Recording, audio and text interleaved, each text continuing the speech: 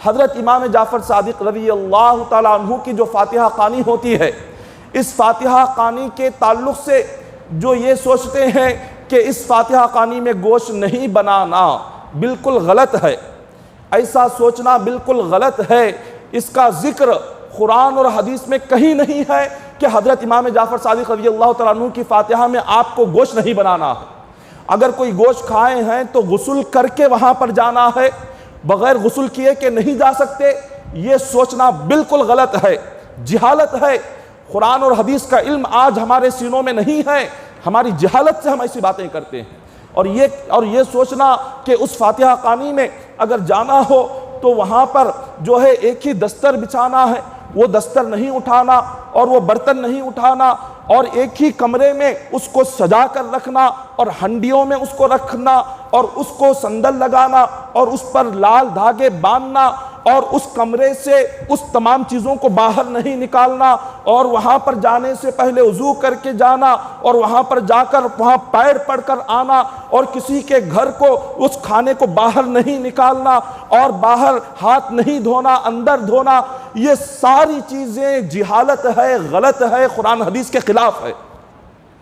اس کا ذکر نہ قرآن میں ہے نہ حدیث میں ہے، کہیں نہیں ہے۔ یہ ہماری جہالت سے ہم نے بنا لیا ہے، یہ کہیں نہیں۔ اب صحیح طریقہ کیا ہے؟ امام جعفر صادق رضی اللہ تعالیٰ عنہ کی فاتحہ کا صحیح طریقہ، آپ کو اللہ نے جتنا بھی طاقت دیا، آپ جو پکا سکتے ہو، اللہ نے جس کو زیادہ مال عطا فرمایا ہو، کوئی گوشت بنا سکتے ہو، آپ یقیناً جیسے 11ویں شریف میں گوشت بنا کر فاتحہ خوانی کی جاتی ہے، اسی طرح اس فاتحہ خوانی بھی آپ گوشت یقیناً بنا سکتے ہیں۔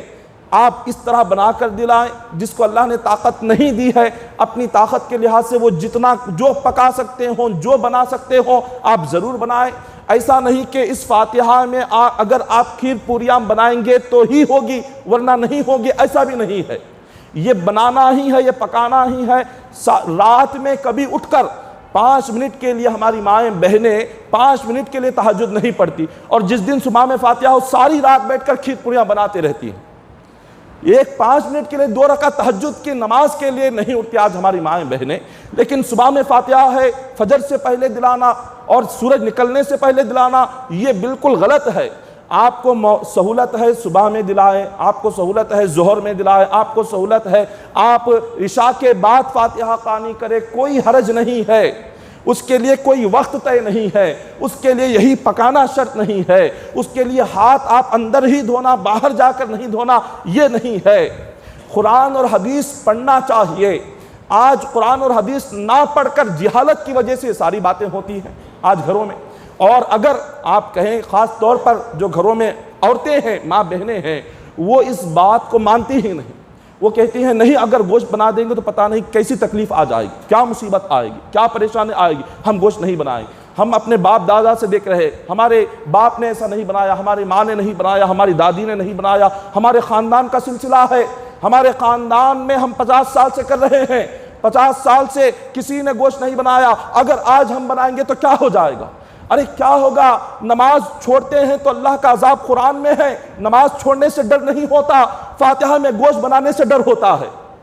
ارے نماز چھوڑنے پر اللہ نے قرآن میں 90 سے زائد مرتبہ نماز کا ذکر کیا، یہاں نماز چھوٹتی ہے تب ڈر نہیں ہوتا، نماز چھوٹے گی تو کیا ہوگا؟ زکوٰۃ نہیں دیتے، سود کھاتے ہیں، سود کھاتے وقت میں ڈر نہیں ہوتا، خبر میں کیا ہوگا؟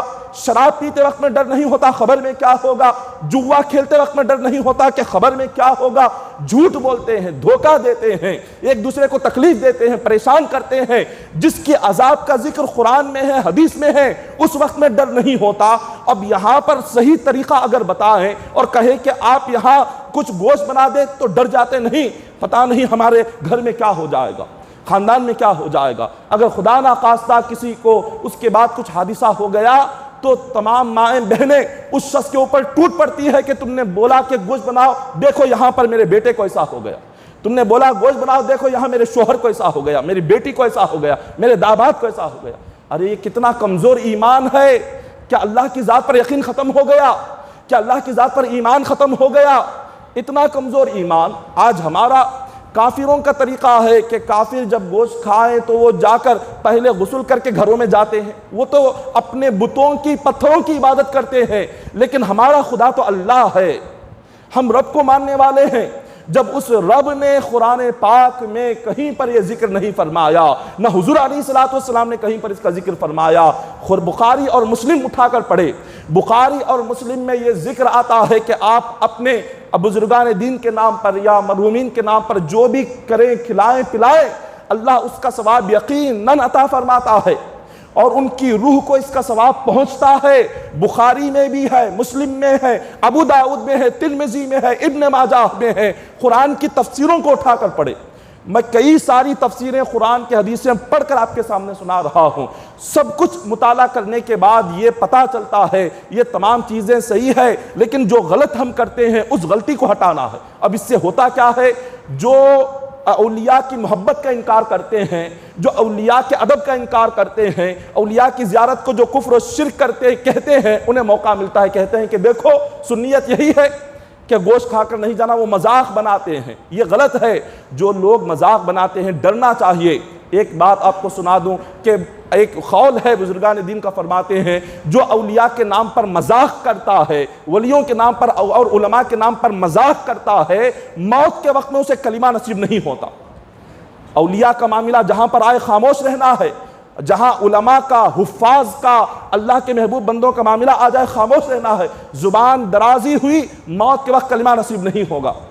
یہ آج ہم ڈرتے ہی نہیں، ارے کیا کہہ رہے ہیں، کس ولی کے تعلق سے، کس اللہ والے کے تعلق سے، اور کس عالم دین کے تعلق سے، کس حافظ قرآن کے تعلق سے ہم بے زبان اپنی لگام اپنی زبان سے جو چاہے کہتے جاتے ہیں، اپنی موت اپنی آخرت کی کچھ ہمیں خبر نہیں ہوتی۔ تو محترم سامعین اکرام، آج یہ اکثر ہمیں اس فاتحہ خوانی کے تعلق سے یہ جو لکڑہارے کی کہانی ہے یاد رکھے، یہ ایک جھوٹی کہانی ہے۔ لکڑہارے کی کہانی پڑھنا، اس کو پڑھنے کے بعد پھر فاتحہ دلانا، اللہ اکبر۔ امام جعفر صادق رضی اللہ تعالیٰ عنہ کون ہے؟ امام حسین کے اولاد سے ہے۔ امام حسین رضی اللہ تعالیٰ عنہ کے اولاد میں امام زین العابدین کے فرزند امام باقر کے فرزند حضرت امام جعفر صادق رضی اللہ تعالیٰ عنہ، یہ اولاد رسول ہیں، امام حسین کے اولاد میں سے ہیں، نواسہ مصطفیٰ ہے۔ ہم ان کی مبارک زندگی اور ان کی مبارک فاتحہ خوانی کو ہم نے ایسی جہالت بنا دیا ہے کہ جس کی انتہا نہیں۔ تو لہٰذا آپ اپنے مکانات میں اس غلط طریقے کو، اس غلط رسم و رواج کو توڑے، اور اپنے گھروں میں جب بھی آپ فاتحہ خوانی کریں، آپ باہر بہترین ڈیرا ڈالے، اللہ نے اگر طاقت دی ہو باہر کھلائیں۔ یہ رسم کو توڑے کہ باہر نہیں کھلانا، باہر لے کر نہیں جانا، کمرے میں ہی رہنا، اور اس دسترخوان کو نہیں اٹھانا، صبح میں یہی کرنا، شام میں نہیں کرنا، شام میں دسترخوان، صبح سے شام تک چلتے رہنا اور بیچ میں اٹھانا نہیں، سب غلط ہے۔ یہ ساری چیزیں غلط ہے۔ اپنی سہولت کے لحاظ سے آپ اندر کھلائیں، باہر کھلائیں، دسترخوان گندا ہو گیا اس کو اٹھائیں، آپ جتنا آپ کر سکتے ہو اپنی تمام طاقت کے لحاظ سے کریں، مگر یہ غلط چیزوں میں ہرگز نہ جائے، یہ اپنے ذہنوں سے نکال کر پھینک دے۔ یہ تمام جاہلیت کے رسومات ہے، اس کا قرآن حدیث سے کوئی تعلق نہیں ہے۔ اگر کوئی کرتے ہیں، کسی نے پڑھا ہے تو لا کر ہمیں دکھا دے کہ قرآن حدیث میں کہاں پر ہے۔ ہم نے 20 سال تک ہم نے قرآن و حدیث کا مطالعہ کیا، کہیں پر ہمیں تو قرآن و حدیث میں نظر نہیں آیا۔ اگر کوئی کرتے ہیں، کسی کے پاس دلیل ہے تو لا کر ہمیں دلیل دکھائے کہ یہاں پر ہے۔ کسی کتاب میں اس کا ذکر آیا نہیں ہے، بخاری اور مسلم میں۔ تو لہٰذا محترم سامعین اکرام، امام جعفر صادق رضی اللہ تعالیٰ عنہ کی فاتحہ آپ اتنا سمجھے جیسے عام فاتحہ میں جو آپ پکا سکتے ہیں، جو کھلا سکتے ہیں، اسی طرح امام جعفر صادق رضی اللہ تعالیٰ عنہ کی فاتحہ خوانی میں بھی پکا سکتے ہیں، کھلا سکتے ہیں۔ اور اکثر یہ سمجھتے ہیں کہ یہ مرغ کا جو گوشت ہوتا ہے، مرغ کے گوشت پر فاتحہ نہیں چڑھتی، صرف آپ کو بکرے کا ہی گوشت بنانا ہے فاتحہ میں، یہ بھی بالکل غلط ہے۔ حضرت غوث پاک رضی اللہ تعالیٰ عنہ مرغ بڑے شوق سے کھاتے تھے، آپ بڑے شوق سے مرغ کھاتے تھے۔ اگر اللہ نے کسی کو طاقت نہیں دی، وہ اگر کسی مرغ کا گوشت فاتحہ میں بنانا چاہتے ہیں، چاہے وہ 11ویں میں ہو، امام جعفر صادق رضی اللہ تعالیٰ عنہ کی فاتحہ میں ہو، وہ بالکل بنا سکتے ہیں، فاتحہ بالکل ہو جائے گی، بالکل فاتحہ ہو جائے گی۔ اس میں کوئی حرج نہیں ہے کہ یہی پکانا ہے، یہ نہیں بنانا۔ اللہ نے جو چیزیں ہمارے لیے حلال رکھی، جو ہمارے لیے کھانا حلال ہے، وہ ساری چیزیں پکا کر آپ جعفر صادق رضی اللہ تعالیٰ عنہ کی فاتحہ میں رکھیں، یقیناً فاتحہ ضرور قبول ہو جائے گی، یقیناً فاتحہ ہوگی۔ تو لہٰذا یہ تمام باتیں مرد حضرات کو چاہیے کہ اپنے گھروں میں خواتین تک، عورتوں تک ان باتوں کو پہنچائیں، خواتین چونکہ گھر کی چار دیواری میں رہتی ہے، وہ سمجھتی ہیں کہ جو پہلے سے چلا آ رہا ہے وہی قرآن حدیث ہے۔ وہ یہ سمجھتی ہیں کہ نہیں، پہلے سے ہمارے گھر کا طریقہ ہے۔ ارے کسی کے گھر کا طریقہ نہیں، طریقہ قرآن حدیث کا ہوتا ہے، طریقہ قرآن حدیث کا ہونا چاہیے۔ خاندان کا طریقہ کچھ نہیں، گھر کا طریقہ کچھ نہیں، ہمارا گھر، ہمارا طریقہ قرآن و حدیث کے مطابق آنا ہے۔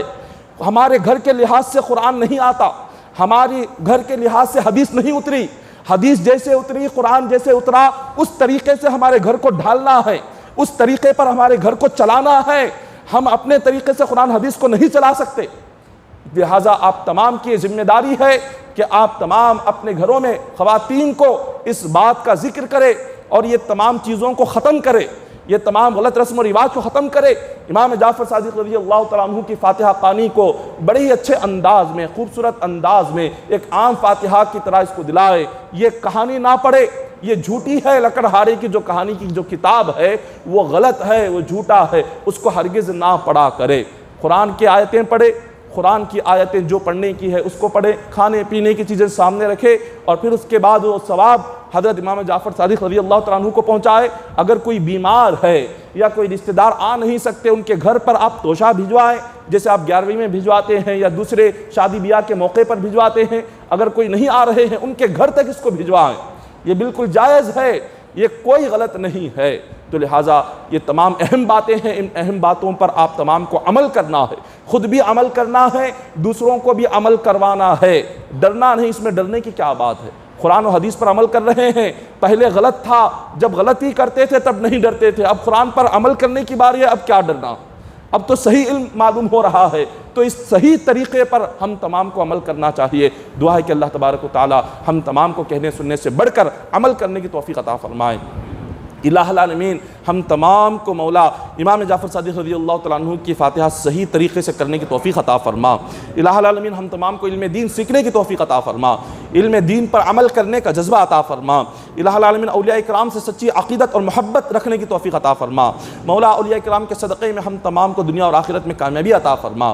اولیاء کرام کے وسیلے سے مولا ہم تمام کی جائز حاجتوں کو پورا فرما، ہماری جائز آرزوؤں کو پورا فرما، ہماری جائز تمناؤں کو تیرے حبیب کے صدقے میں پورا فرما دے۔ الہ العالمین ہمیں 5 وقتہ نماز پڑھنے والا بنا دے، مولا ہمیں مسجدوں کو آباد کرنے والا بنا دے۔ الہ العالمین ہم تمام کو مولا نماز تہجد کی پابندی کرنے کی توفیق عطا فرما، خصوصی طور پر نماز فجر کی پابندی کرنے کی توفیق عطا فرما۔ الہ العالمین ہمیں جھوٹ سے، غیبت سے، ایک دوسرے کی چغلی اور برائی سے محفوظ فرما دے۔ مولا ہمارے دلوں میں حسد، کینہ، بغض، عداوت کو نکال دے، ہمارے سینے کو مدینہ بنا دے۔ ہر مومن کو حج بیت اللہ کی سعادت نصیب فرما، ہر مومن کو گنبد خضرا کی زیارت نصیب فرما۔ حلال روزی ہمیں عطا فرما، حلال روزی عطا فرما، حرام رزق سے ہم تمام کو محفوظ فرما، حرام رزق سے ہم تمام کو محفوظ فرما۔ صحیح طریقے سے، حلال طریقے سے ہمیں روزی کمانے کی توفیق عطا فرما، غلط طریقے سے، جھوٹ سے، غیبت سے، حرام طریقے سے رزق کمانے سے ہمیں محفوظ فرما دے۔ مولا ہمارے حلق کو، ہماری زبان کو، ہمارے پیٹ کو حلال کھانے والا بنا، ہمارے ہاتھ کو حلال لقمہ اٹھانے والا بنا۔ الہ العالمین ہماری زبان کو تیرا ذکر کرنے والی زبان بنا، ہمارے دل کو تیرا شکر کرنے والا دل بنا۔ مولا قیامت کے دن عذاب جہنم سے محفوظ فرما، قبر میں عذاب قبر سے محفوظ فرما، موت کے وقت زبان پر کلمہ طیبہ جاری فرما، ایمان کی موت نصیب فرما، سکرات کے وقت میں حضور کی زیارت نصیب فرما، پل صراط کا راستہ آسان فرما، بغیر حساب کے قیامت کے دن جنت کا داخلہ نصیب فرما، ہماری قبر کو جنت کا باغ بنا دے۔ مولا ہم تمام کو قیامت کے دن اپنے فضل و کرم سے جنت عطا فرما۔ ان اللہ و ملائکتہ یصلون علی النبی ایھا الذین آمنوا صلوا علیہ وسلموا تسلیما۔ اللہم صل علی سیدنا محمد وعلى آل سيدنا محمد وبارك وسلم صلوا عليه صلاة وسلام عليك يا حبيبي يا رسول الله صلى الله تعالى عليه وسلم۔ حسبنا الله حسبنا الله حسبنا الله نعم الوكيل نعم المولى ونعم النصير۔